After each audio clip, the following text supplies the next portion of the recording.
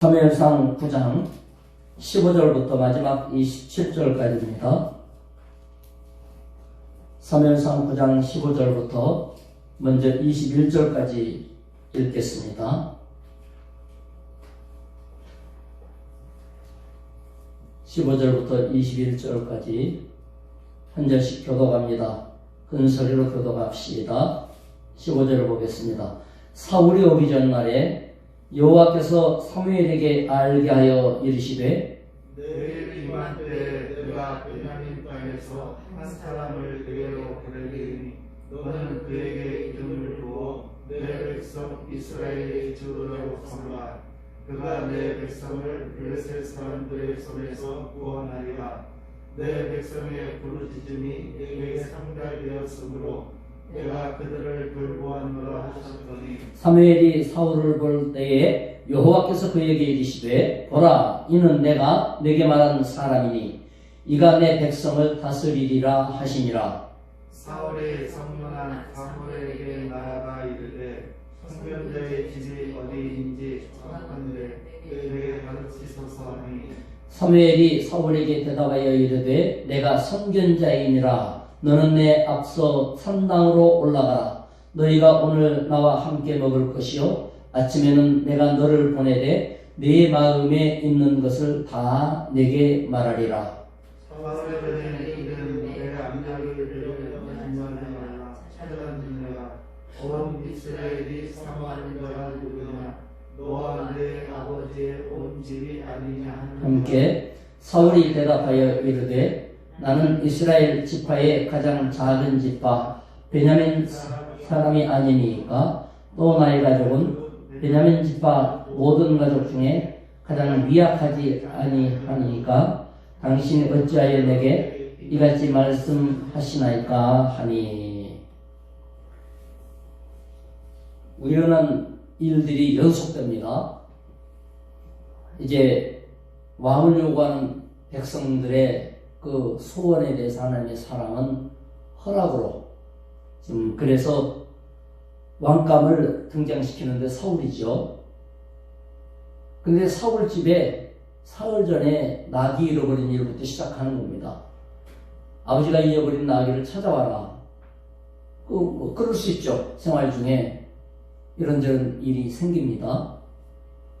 사울이 찾으러 갔는데 못 찾았습니다. 그럴 수 있죠. 이 동네 저 동네 그러다가 라마에까지 이르렀고 사환이 종이 말하기를 선견자 선지자가 이 동네 살지 않습니까? 물어봅시다. 이렇게 된 거죠. 물 있는 사람한테 선지자 집이 어디냐? 지금 예배드리러 올 때가 됐습니다. 지금 가면 바로 만날 것이니 빨리 가보시오. 그런데 마침 왔단 말이에요. 근데 이제 선지자 집에 가서 선지자 집이 어딥니까? 여기다. 이렇게 우연한 일들이 자꾸 일어나죠. 이 말은 우리가 일상생활을 하는 것에 신경을 안 써서 그렇지 그냥 생활 중에 보면 다 우리는 우연한 것처럼 일상이 그냥 그렇게 지나가죠. 일어나고 밥 먹고 만나고. 그러나 그 속에 하나님의 뜻이 있음을 마음 써야 된다고 말해요. 우연한 일 속에 하나님의 나를 어떻게 인도하시는가를 늘 염두에 둬야 돼요. 우연 속에 퍼묻혀서 하나님 생각이 없죠. 분주하고 또 바쁜 일 속에 일상에 묻혀 있다가 보면 그 속에 있는 아버지 하나님의 뜻을 이해하지 못하죠. 사무엘에게는 이미 하나님이 계시하셨습니다. 네가 왕감을 만날 것이다. 하루 전에 계시하셨고 사울을 만났을 때 하나님의 감동하심이 저 젊은이가 하나님이 선택한 사람이다. 이미 마음에 결정이 되어 있는 거예요. 그래서 사무엘은 사울을 데리고 이제 사람들 앞으로 나섭니다. 사람들이 예배 준비해 놓고 또 먹을 것 다 준비해 놨죠. 그렇기 때문에 지금 모든 것을 먹습니다. 먹을 때 사무엘이 사울을 상석에다 앉힙니다. 상석에다 앉힌다 하는 것은 이미 그를 암시하는 거예요. 사람들은 그럴 거 아니에요. 아니, 선지자하고 같이 앉다니 도대체 저 젊은이가 누구길래 저렇게 되지? 뭔가 대단한 인물인가 보다. 사람들의 마음 준비시키는 거예요. 이제 사무엘에게 하나님께서는 나귀 문제도 해결하고 이스라엘 문제도 해결하고, 즉 사울 집의 문제도 해결하고 이스라엘 전체 문제도 해결하고 이런 계획이 진행 중에 있는 것입니다. 사울은 자기에 대해서 뭐라고 얘기하는 거 아니? 왜 이렇게 나를 후대하십니까? 우리는 멸시받아 마땅한 그런 집안입니다. 이스라엘의 가장 작은 가문 베냐민 집안 사람입니다. 베냐민 집안에서도 우리는 그 중에서도 작은 집입니다.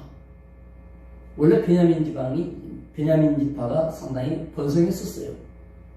그런데 사사기 20장에 보면은 베냐민이 완전히 쭈그러지는 그런 사건이 일어나죠. 이 지파가 얼마나 못됐든지, 그때는 하나님의 말씀이 없어진 시대니까 제사장도 처벌두고 별일이 다 있었죠. 그리고 베냐민 지파는 이 제사장 처벌 간음죄 짓죠, 살인죄 짓죠, 회개하지 않죠, 형제들한테 전쟁을 막 이렇게 부추기죠. 이래서 나머지 지파가 전부 화가 나가지고 베냐민 지파를 응징해서 남자가 600명밖에 안 남아요. 베냐민 지파는 완전히 쭈그러졌어요. 600명 남고 산으로 도망갔는데 그때서야 이스라엘 나머지 지파가 쫓다가 아차, 이게 뭐냐, 하나님 앞에 베냐민을 응징해 놓고 제사 올렸죠. 제사 올리다 말고 다 통곡을 한 거예요. 승리의 제사가 아니라 우리 지파 가운데 하나가 찌그러졌습니다. 이지러졌나이다. 어떻게 이렇게 될 수 있습니까? 우리가 맹세하기를 우리 딸들을 저들에게 주지 않겠다 했으니 저 600명 남은 저것들을 어떡합니까? 이래가지고 그 다음에 또 악한 일이 또 일어나고 막 계속됩니다. 엉망이죠. 그 한가운데 베냐민 지파가 있어요. 그래서 그 일이 사사시대 내내 베냐민 지파에게는 위축이었고 다른 지파로부터는 멸시될 수밖에 없는 그런 처지였었으니까 이 내용에서 볼 때에 그야말로 약하디 약한 그런 지파라는 건 맞아요. 행세하지 못했다는 건 맞아요. 그런데 하나님은 그 속에서 사울을 선택했어요. 무엇을 바랍니까? 하나님 앞에 우리가 약한 자로, 겸손한 자로 나서는가? 이걸 물어보시는 거죠. 바울 사도가 말했습니다. 사도들에게, 쓰임받은 주의 일꾼들에게 우리 가운데 문벌 학벌 좋은 사람이 누가 있느냐? 세상 사람에 비교해서 잘난 사람이 누가 있으며 부한 자가 누가 있느냐? 강한 자가 누가 있느냐? 그러나 하나님이 약한 자를 들어 쓰지 않느냐? 미련하고 어리석은 자를 들어서 지혜롭고 그야말로 명철 있는 자를 부끄럽게 만들지 않느냐? 없는 자를 들어 있는 자를 부끄럽게 하지 않느냐? 하나님 앞에 겸손히 회복되어지고 낮아짐 속에 자신의 연약함을 갖고 하나님 앞에 나서서 나는 주님 이렇게 약합니다. 하나님의 강하심이 필요합니다. 그런 자세 평생 잃어버리면 안 됩니다. 그것이 회복되어야 될 줄로 믿습니다.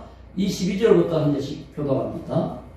사무엘이 사울과 그의 사환을 인도하여 객실로 들어가서 청한 자 중 상석에 앉게 하였는데 객은 30명 가량이었더라. 사무엘이 요리에게 이르되 내가 네게 주며 내게 주라고 말한 그 부분을 가져오라. 요리인이 넓적다리와 그것에 붙은 것을 가져다가 사울 앞에 놓는지라. 사무엘이 이르되 보라, 이는 두었던 것이니 내 앞에 놓고 먹으라. 내가 백성을 청할 때부터 너를 위하여 이것을 두고 이때를 기다리게 하였느니라. 그날에 사울이 사무엘과 함께 먹으니라.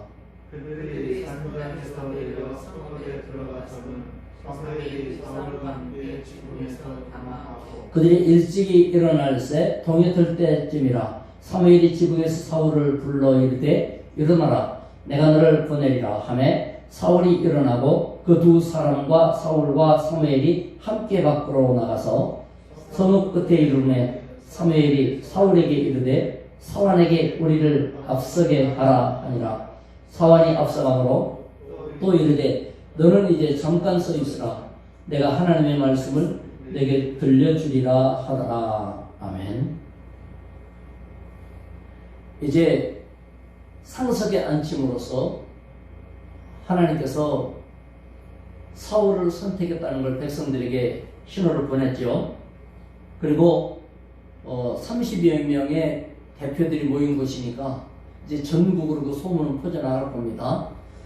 선지자가 한 청년을 가장 높은 자리에 앉혔다. 그리고 넓적다리와 거기서 붙은 곳, 이제 갈비 그쪽이죠. 제일 고기도 많고 맛있는 곳이에요. 그거를 미리 준비하게 했다가 사무엘과 같이 먹었어요. 이 부위는 제물의 이 부위는 제사장 몫이에요. 그러니까 사울을 얼마나 높였는가 하는 걸 알 수가 있지 않습니까? 이렇게 해서 다른 사람들에게 이제 하나님이 선택한 왕이라는 사실에 대한 암시는 다 끝났습니다. 이제 사람들에게 소개가 마치고 나서 옥상으로 올라갔습니다. 지붕에서 올라가서 하룻밤을 보냈다. 지붕은 이스라엘 사람들에게 제일 시원한 곳이고, 그리고 기도하는 자리인과 동시에 우리 주님이 그랬잖아요. 지붕에 올라간 자는 하나는 데려감을 당하고 또 밭에 있는 자는 하나는 또 데려감 당하고 하나는 버려두리라. 이런 이야기는 뭐냐면 지붕에 뭐하고 올라가냐? 우리 같은 지붕이 아니라 이제 슬라브니까 옥탑방이 제일 시원하고 기도하는 자리고 높은 자리고 이런 의미가 있어요. 좋은 방으로 안내했다고 말입니다. 사울을 가장 환대한 거예요. 그리고 하룻밤을 보냈을 때 그냥 잠만 자고 보냈겠습니까? 하나님의 뜻에 대해서 가르쳤을 겁니다. 그날 하루 저녁에 이제 뭐라고 할까요? 왕의 교육을 했다고 할까요? 왕의 제목으로서의 자세를 교육 다 한 다음에 아침에 헤어지는 장면까지 우리는 읽었습니다. 당황할 수밖에 없죠. 사울로서는 어떻게 자기에게 이런 일이 벌어졌는가? 한 번이라도 꿈을 꿔봤다든지 뭐 상상을 한 일도 아니고 그야말로 자기는 지금 나귀 찾으러 왔다가 나귀 행방에 대해서 물어보려고 왔는데 나귀의 일은 어디로 가고 지금 엉뚱한 일이 벌어진 거 아닙니까? 우리가 일상 중에 하나님의 인도하심에 관심을 갖고 이걸 통하여 하나님은 어떻게 나를 인도하시겠는가 늘 교통할 때면 하나님의 뜻이 우리에게 그렇게 생각지도 못한 아버지의 축복은 열려지는 것입니다. 여기서 우리가 알 수 있는 게 있습니다. 첫째, 사울은 부친과의 관계가 좋았다는 것. 아버지가 나귀를 잃어버렸다. 찾아야 되겠다. 그때 두말 없이 순종하는 모습을 보여주는 것입니다. 사람에게 순종하는 것이 왜 중요하냐면 사람의 순종을 통하여 하나님의 순종을 배울 수 있기 때문에 그런 것입니다. 그래서 하나님은 순종이 무엇인 줄 아는 사람에게, 이스라엘의 교육의 핵심이 뭐냐면 자녀에게 부모 순종하라는 것이 교육의 핵심이거든요. 사사시대 때는 그게 다 깨졌는데 특이하게 사울 가문은 그게 살아있는 거예요. 그러므로 순종하는 자녀에게 주시는 아버지의 선물입니다. 또 하나는 뭐예요? 아버지의 이 중요하게 여기는 앞나귀, 그것 찾으러 열심히 움직일 때 하나님은 사울의 일을 준비하셨다는 사실입니다.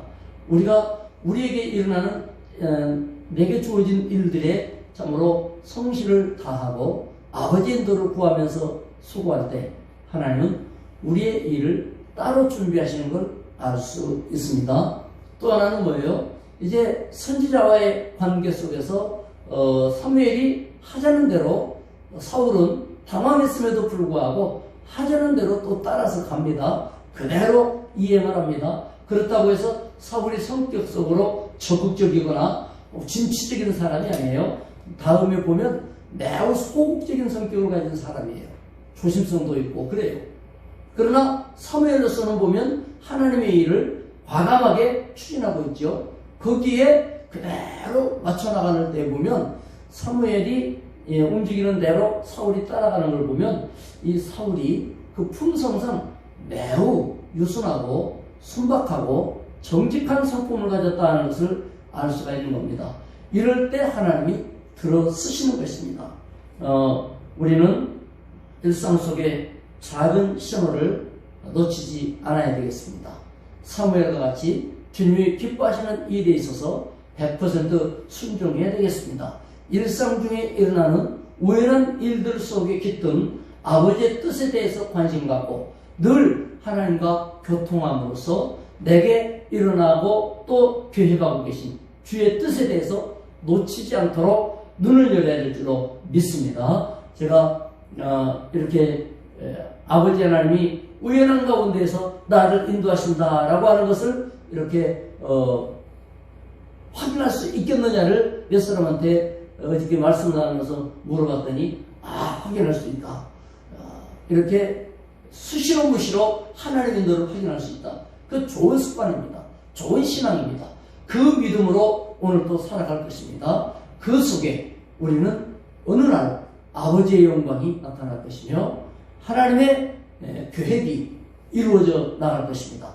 여러분이 그 한가운데 있어지기를 주 예수의 이름으로 축원합니다. 기도하겠습니다.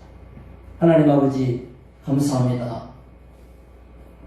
우리의 일상의 작은 신호들에 대해서 놓치지 않기를 원합니다.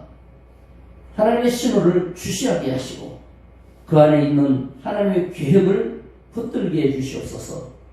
아버지의 뜻을 놓치지 아니함으로써 주가 들어 쓰시는 자로 우리 생애가 헌신되게 하시기를 원합니다.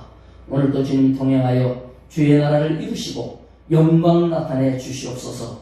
응답해 주시옵소서. 만족과 은총을 더하시고 사울에게 선물 주신 아름다운 고기와 같이 우리의 삶 속에 풍성함으로 채워주실 줄 믿습니다.